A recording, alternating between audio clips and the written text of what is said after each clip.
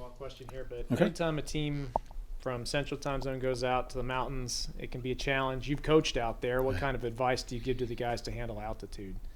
Oh, I don't think it's near as big a factor. It's a marketing ploy out there, I think, a little bit. I think you got to hydrate. You got to hydrate and all of that. And I think, I don't know, I think it may be a little psychological at times because there's certainly, I mean, teams that are from different West Coast or East Coast that have come into Utah State, Utah, BYU, and won on the road. It's not like you can't do that. So I don't ever see it as a big factor, to be honest with you. And I was at OU when we went and played BYU, and vitamin D and vitamin C pills and all that stuff. It's right there. I don't think it's a big deal. Placebo effect. Yeah. I mean, Utah State, we had that sign right outside the visitors' locker room, with the I'm sure there's one at the stadium. Salt Lake too. You go back and look at the Oklahoma State game. What were the biggest issues on offense? Why was it so hard to move the ball down there? I think the first thing that we struggled at is, man, we took turns messing up. Avery had a couple, and then we had a drop ball, and he had a missed throw, and then we'd allow penetration in the second puller in a gap scheme. Can't get around a penetration, and it's a TFL.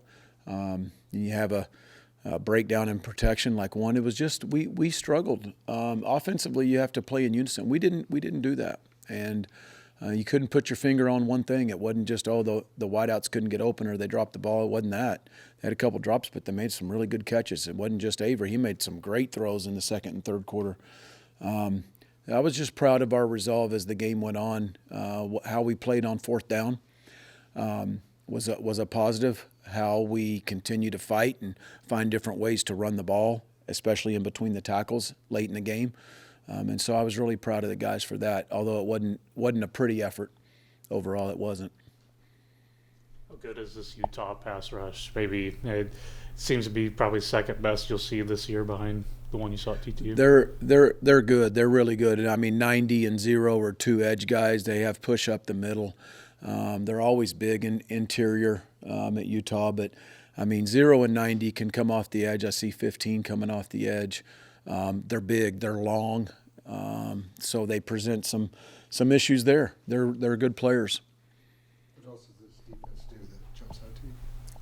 They're very, very well coached. Schematically, you don't see them out of position very much. They play a ton of man, a lot of pressures, zone pressures, man pressures.